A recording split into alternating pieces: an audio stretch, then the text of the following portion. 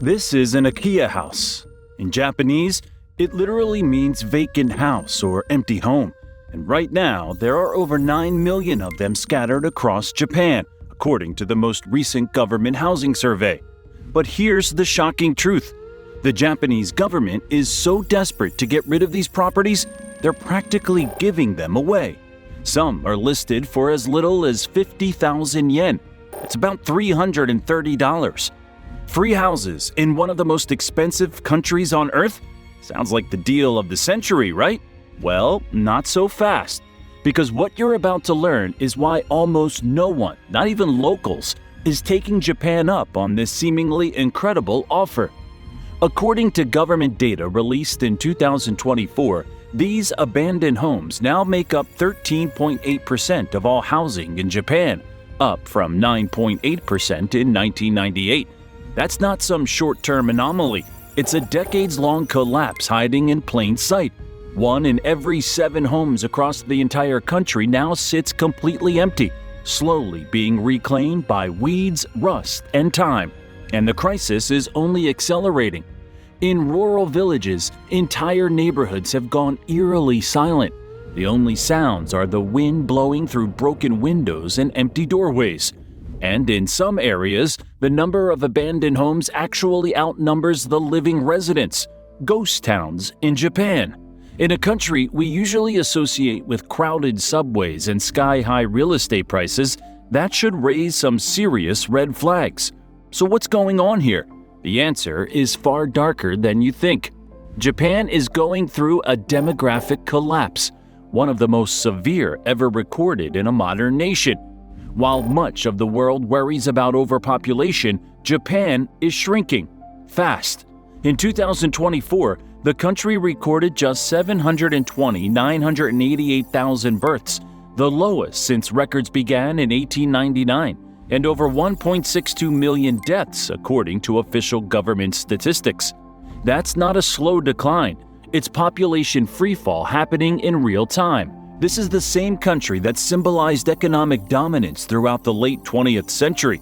It peaked at 128 million people in 2008. Today, it's already below 123.7 million, and projections from the National Institute of Population and Social Security Research suggest that by 2070, Japan could shrink to just 87 million. That's like erasing the entire population of California and Florida combined. Those 9 million empty homes aren't anomalies. They're warning signs of a deeper collapse that could change Japan forever. The connection becomes clear when you look at who's leaving and where they're going. Young Japanese are abandoning rural areas in droves, flocking to major cities like Tokyo, Osaka, and Nagoya, where jobs and opportunities concentrate. Meanwhile, the communities they leave behind grow older, emptier, and increasingly desperate. And Japan isn't just shrinking, it's aging rapidly. A staggering 29.3% of Japanese citizens are now over 65 years old as of September 2024, the highest proportion of elderly citizens in any country worldwide. By 2036, that number is expected to reach 33.4%. Imagine a country where 1 in every 3 people is at retirement age. That's Japan just 12 years from now. As elderly homeowners pass away in rural areas, their houses become orphan properties. Their children and grandchildren who've long since moved to cities like Tokyo have no interest in returning to maintain these ancestral homes in remote regions. Many of these abandoned houses aren't just sitting empty, they're becoming serious health and safety hazards. Without maintenance, they deteriorate quickly in Japan's humid, typhoon-prone climate. Rotting wood, collapsing roofs, and overgrown vegetation create dangerous conditions for neighboring homes. The Japanese government created a new legal framework to address this growing problem. In 2015, they passed the Special Measures Act for Vacant Houses, giving local authorities the power to identify, inspect, and even demolish dangerous vacant properties with the cost charged to the original owners. But demolition isn't cheap. Current estimates put the cost between 800,000 and 1.5 million yen, $5,300 to $10,000, to tear down even a modest Japanese home, up from previous years due to rising labor and disposal costs.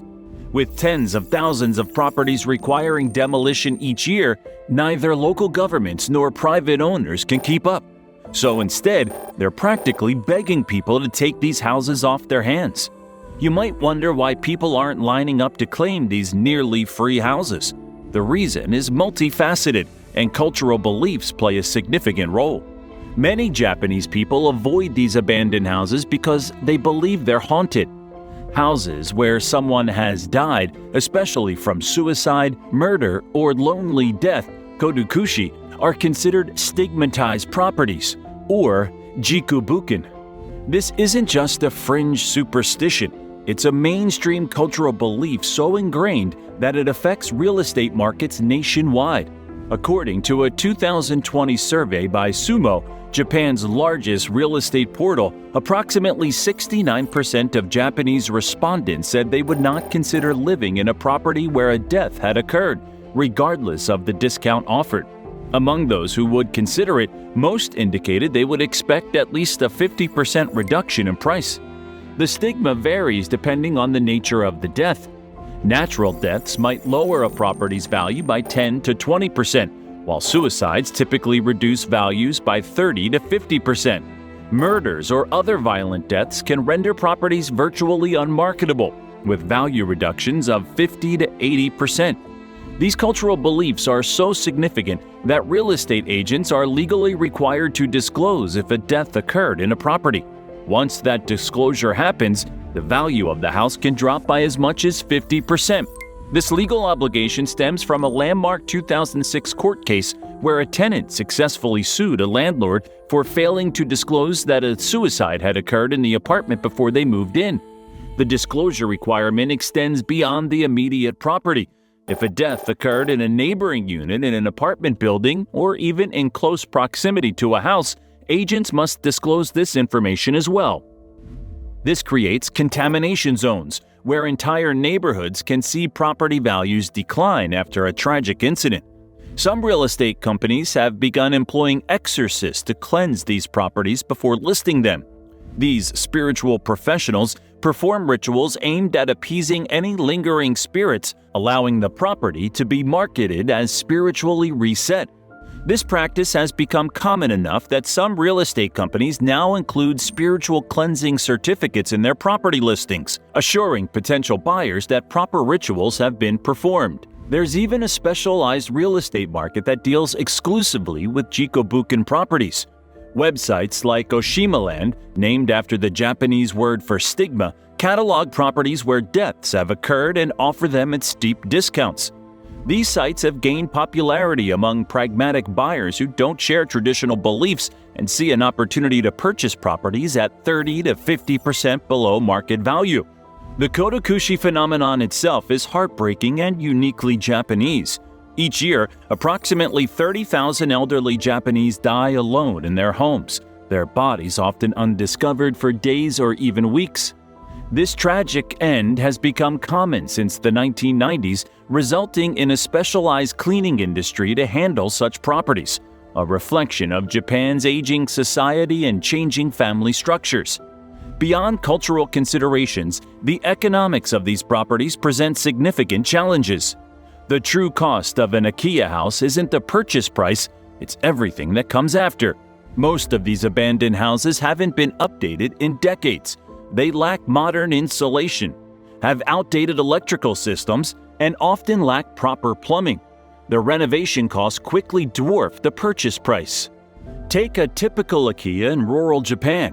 These homes were built between the 1950s and 1980s, primarily with wooden frames that haven't been maintained in years.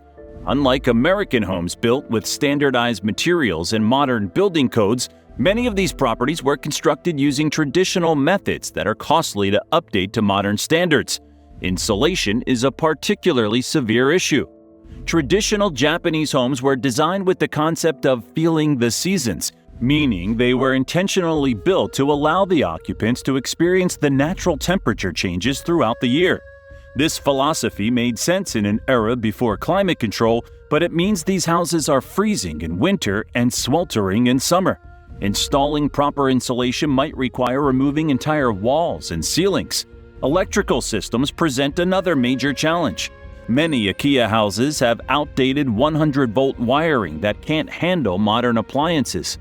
The entire electrical system often needs to be replaced to meet current safety standards, especially in areas prone to earthquakes where old wiring poses significant fire hazards. Plumbing issues are equally daunting. Japanese bathrooms from the 1970s and earlier often featured traditional squat toilets rather than Western-style fixtures. Water damage is common in abandoned properties, and pipes may have burst during winter freezes, causing structural damage that's hidden within walls. Yosuke Tada purchased an IKEA in Aizu, Wakamatsu for just 310,000 yen, $2,000. The purchase price seemed like a bargain, but he ended up spending over 10 million yen, $66,000 on renovations. And that was with him doing most of the work himself. Hiring contractors would have doubled or tripled that amount. Even if you get an IKEA house for free, you're immediately responsible for property taxes. And while Japan's property tax rates are relatively low, about 1.4% of the assessed value, they apply whether you're using the property or not. The tax situation becomes even more complex for foreign buyers. While Japan imposes no formal restrictions on foreign property ownership, the practical barriers can be overwhelming. Non-residents must pay the same property taxes as Japanese citizens, but without access to many of the deductions and exemptions that locals enjoy. Japanese banks rarely lend to non-residents, and most IKEA are in rural areas where English is seldom spoken. The paperwork is notoriously complex even for Japanese citizens and often requires a Japanese bank account, proficiency in the language, and a deep understanding of local regulations. Property management becomes another hidden cost. If you're not living in Japan full-time, you'll need to hire someone to maintain the property and check for problems like leaks or storm damage. These property management services typically cost between 10,000 and 30,000 yen, $65 to $200 per month, quickly adding up to more than the purchase price of the house within the first year alone. Then there's inheritance tax, up to 55% of the property's value. Many IKEA exist precisely because heirs refuse to accept them, knowing they'd face tax bills they couldn't afford. When a property owner dies, their heirs have 10 months to pay the inheritance tax, which is calculated based on the property's assessed value minus any outstanding loans. For properties in remote areas where values have plummeted, heirs often discover that the tax bill exceeds what they could ever hope to sell the property for.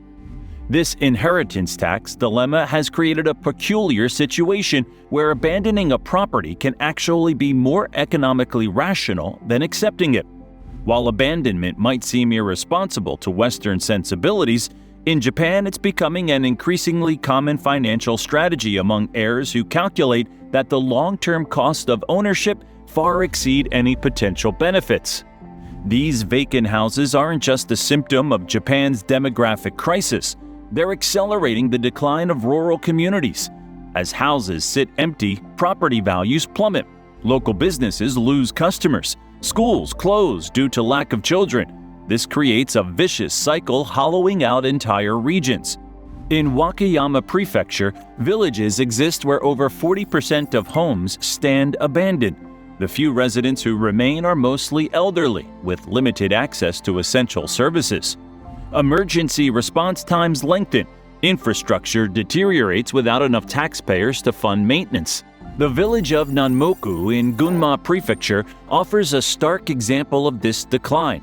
In the 1950s, it was home to over 4,000 residents primarily engaged in silk production. Today, fewer than 1,200 people remain, with over 60% of them aged 65 or older. Nearly half the homes in the village are unoccupied, and the last elementary school closed in 2014 after the graduating class consisted of just a single student. Similar stories are playing out across rural Japan.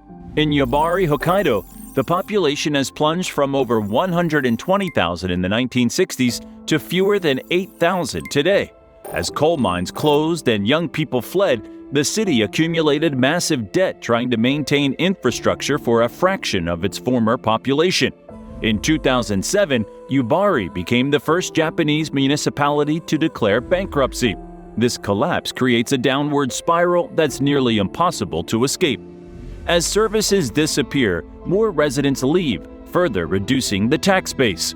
Basic necessities like grocery stores, medical facilities, and public transportation become unsustainable. In some villages, mobile services, grocery trucks, medical vans, and banking buses visit just once a week. Residents without cars must plan their entire lives around these limited schedules. The social isolation in these areas is profound. In the village of Sugito, a 2022 survey found that 42% of elderly residents reported speaking to another person less than once a week. As community bonds dissolve, the risk of kodokushi, lonely death, increases, creating more stigmatized properties and accelerating the cycle of abandonment. What we're witnessing is the slow-motion collapse of rural Japan. Cultural barriers also present challenges. Rural Japanese communities are tight-knit and often wary of outsiders. An American couple, the Mansfields, purchased an IKEA in Gifu Prefecture only to face months of neighbors who wouldn't speak to them. Local contractors refused to work on their renovations, and city officials repeatedly lost their paperwork. Their experience is not uncommon. Japan ranks among the most culturally homogeneous developed nations, with foreign residents making up less than 2% of the population. In rural areas, this percentage drops even lower, meaning foreigners stand out dramatically. The language barrier compounds these challenges. While English is widely taught in Japanese schools, it's rarely used in daily life, especially among older rural residents who make up the majority of these communities.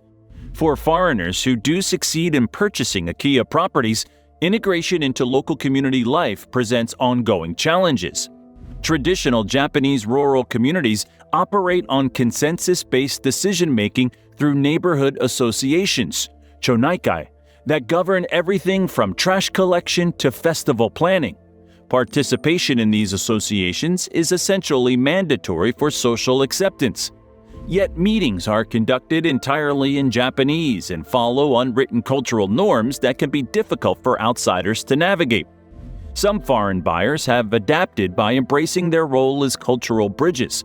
Canadian Alex Martin purchased an IKEA in Tottori Prefecture in 2018 and has transformed it into a guest house that hosts cultural exchange events. By explicitly positioning himself as someone who wants to preserve and share Japanese culture rather than change it, he's gained acceptance in his community, but acknowledges it took nearly 2 years of consistent effort. The Japanese government has attempted various solutions. In 2023, they expanded a program that offers up to 5 million yen, $33,000, to young families willing to relocate from Tokyo to rural areas, nearly doubling the previous incentive amount from 2019. This reverse urbanization initiative aims to redistribute Japan's shrinking population more evenly across the country, while addressing the critical housing shortages in Tokyo that persist despite the nationwide vacancy epidemic. Some innovators are trying different approaches. Alex Kerr, an American who purchased a 300-year-old thatched roof farmhouse in the remote Aya Valley back in the 1970s, painstakingly restored it and turned it into a guest house that now attracts visitors from around the world.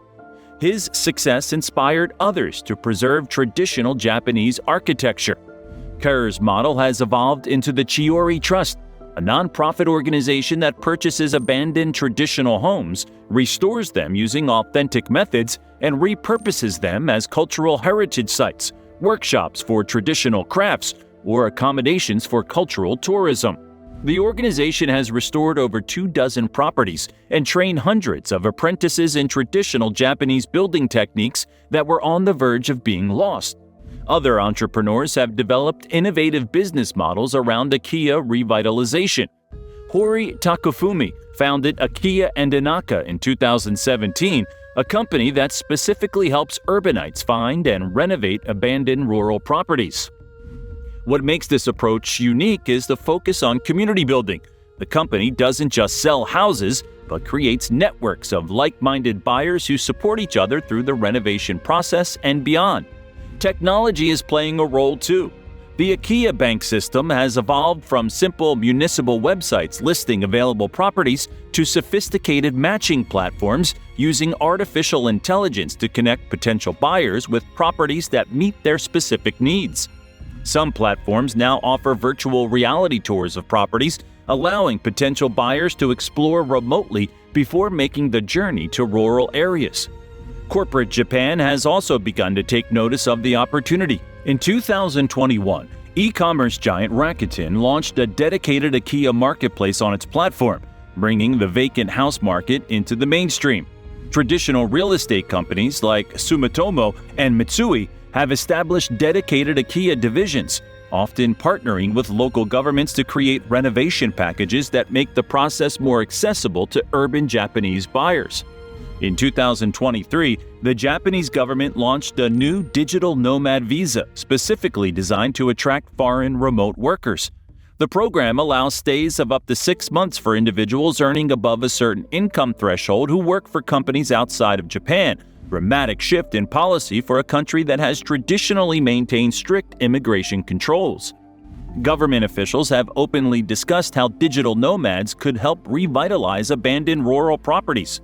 But despite these efforts, Japan's population crisis shows no signs of slowing down, and the scale of the challenge makes these programs feel like band-aids on a bullet wound. Adding to the complexity is the stark divide between rural Japan and Tokyo. While rural Japan has millions of unwanted houses, Tokyo continues to experience a severe housing shortage. In the capital region, even small apartments command astronomical prices, with the average price per square meter in central Tokyo reaching 1.9 million yen, about $12,500, in 2024, a 125% increase since 2013. It's a tale of two Japans, one where houses are practically given away and another where young families struggle to find affordable homes. This extreme geographical imbalance highlights how simply having enough houses nationally doesn't guarantee housing accessibility where people actually want to live. While Japan struggles with depopulation and abandonment, America grapples with artificial scarcity created by restrictive zoning. The average home in San Francisco costs over $1.3 million, not because America lacks land or building materials, but because regulations make it nearly impossible to build enough housing where people want to live. The abandoned houses of Japan offer a warning to other developed nations. They show us what happens when a society stops replacing itself, when cities grow at the expense of rural regions, and when cultural preferences change faster than housing stock can adapt.